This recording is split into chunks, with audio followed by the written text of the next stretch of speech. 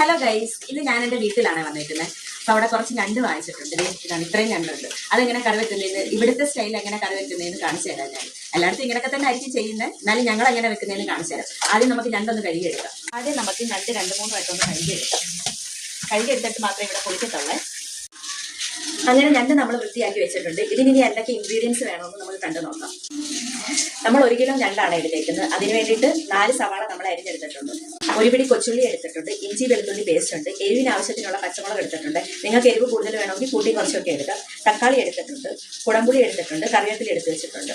ഇനി എന്തൊക്കെ പൊടികളാണ് വേണ്ടതെന്ന് നോക്കാം. 2 സ്പൂൺ മുളക് പൊടി എടുത്തിട്ടുണ്ട്. 1.5 സ്പൂൺ മല്ലിപ്പൊടി എടുത്തിട്ടുണ്ട്. മഞ്ഞൾപ്പൊടി ആവശ്യത്തിന് എടുത്തിട്ടുണ്ട്. പിന്നെ ഗരം മസാല എടുത്തിട്ടുണ്ട്. ഇനി എങ്ങനെയാണ് കറി വെക്കുന്നതെന്ന് കാണിച്ചു തരാം. അതിനകത്തോട്ട് എടുത്ത് വെച്ചിരിക്കുന്ന പൊടികളെല്ലാം ചൂടാക്കി വറുത്ത് കൊടുക്കാം. നമുക്ക് ഗ്യാസ് കത്തിച്ച് പാൻ വെച്ച് കൊടുക്കാം.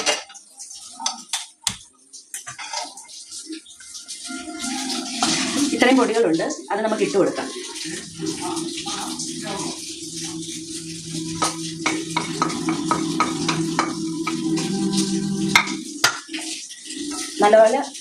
നല്ലതുപോലെ വറുത്ത് മൂപ്പിച്ചെടുക്കാം. നമുക്കിത് പൊടികളൊന്നും കരിയാതെ നല്ലതുപോലെ മൂപ്പിച്ചെടുക്കണം. കരിഞ്ഞു കഴിഞ്ഞാൽ ഒരു കരിവ് ടേസ്റ്റ്, ഒരു കയ്പൊക്കെ കാണും. അതുകൊണ്ട് കരിയാതെ നമ്മൾ എടുക്കണം. അതേ പാലിനകത്തോട്ട് തന്നെ നമുക്ക് കുറച്ച് വെളിച്ചെണ്ണ ഒഴിച്ചു കൊടുക്കാം.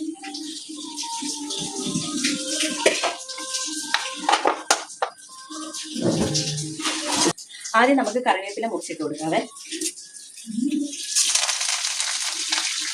അടുത്തത് കൊച്ചുള്ളിയാണ് ഇടുന്നത്.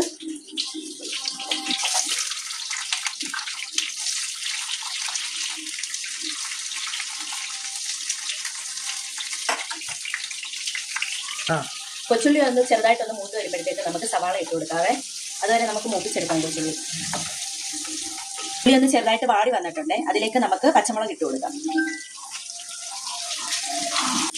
ഉള്ളി ഒന്ന് നല്ലതുപോലെ വാടി വന്നിട്ടുണ്ട്. ഇഞ്ചിയും വെളുത്തുള്ളിയും കൂടി ചതച്ചത് നമുക്ക് ഇട്ട് കൊടുക്കാം.